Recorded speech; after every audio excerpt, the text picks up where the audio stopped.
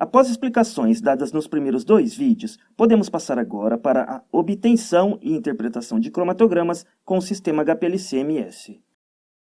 Neste ponto, talvez você esteja se perguntando por que o acoplamento com HPLC, se o espectrômetro de massa sozinho já realiza tanta separação quanto a detecção.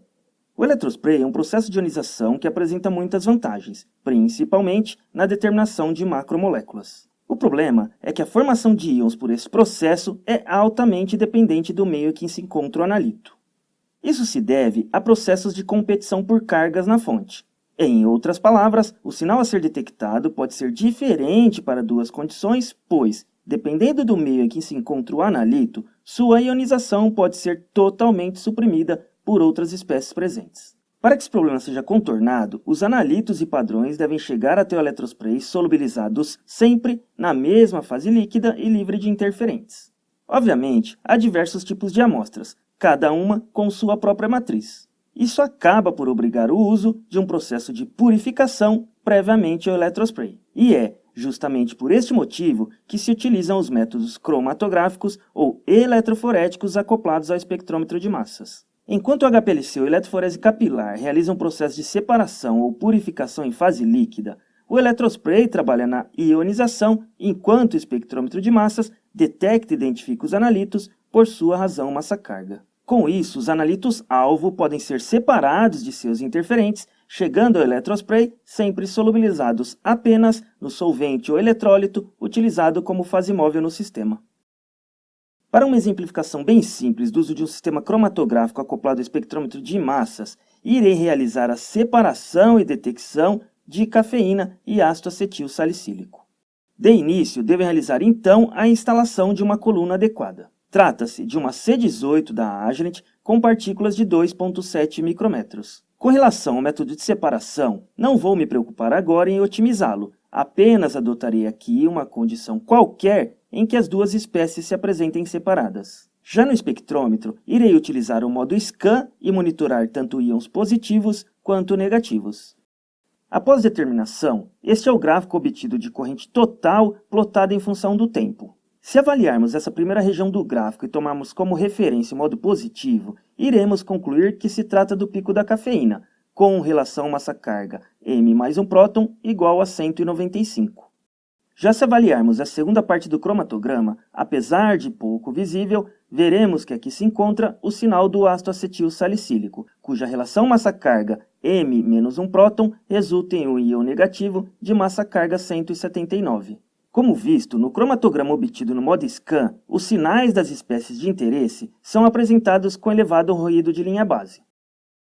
Isso ocorre pois cada ponto plotado no cromatograma possui a soma de toda a faixa de relação massa-carga monitorada, tanto no modo negativo quanto positivo. Assim, para facilitar a visualização dos dados, podemos solicitar que sejam extraídos apenas os valores de massa-carga referente à cafeína e ácido acetil salicílico. Em 195, no modo positivo, o pico em questão já se apresentava bem nítido no cromatograma, sendo que, com a extração, apenas uma melhora no ruído de linha base foi obtido. Já no caso do ácido acetil salicílico, a extração proporcionou uma melhora acentuada na relação sinal-ruído, possibilitando agora que o pico seja identificado com facilidade no cromatograma.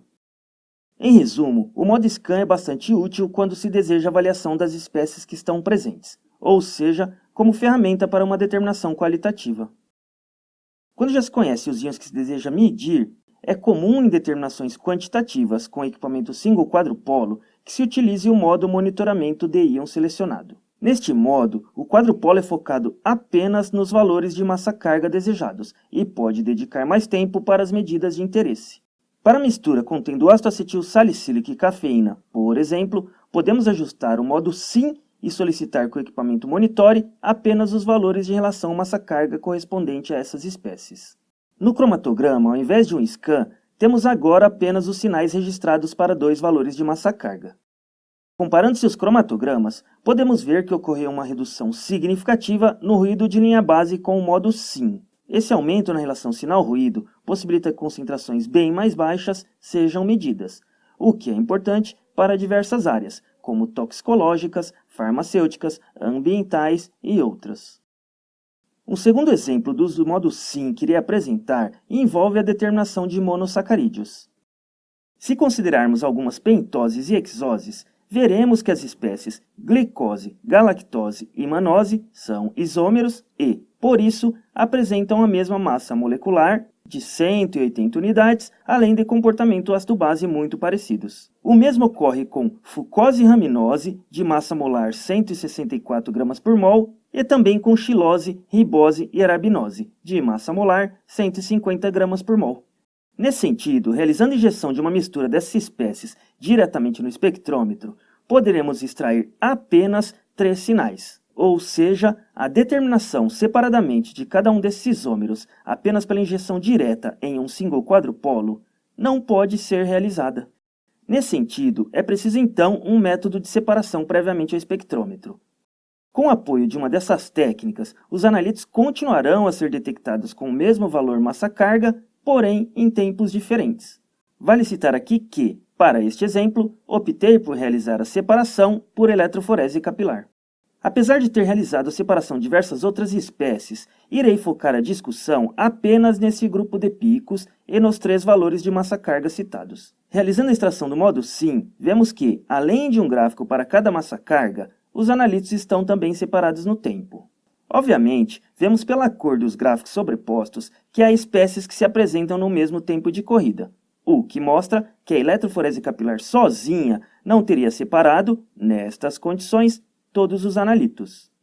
Quando solicitamos, no entanto, que os gráficos sejam apresentados para cada valor de massa-carga, vemos que não há sobreposição, ou seja, é possível agora a determinação de cada uma das espécies separadamente, sendo que os 3 grupos de massa-carga foram separados pelo espectrômetro, enquanto que os isômeros de cada um desses grupos foram separados por meio da eletroforese capilar, que atua previamente à fonte eletrospray. Como visto, este acoplamento traz vantagens tanto para o processo de detecção por massas, como resolve alguns problemas que não seriam solucionados por HPLC ou eletroforese capilar com o detector UV-Vis. Neste ponto, finalizo as discussões acerca do equipamento single quadrupolo com fonte eletrospray. Espero que vocês tenham gostado do que apresentei e que também se inscrevam no canal. Sugestões, dúvidas e críticas construtivas são bem-vindas. Por favor, deixem seus comentários.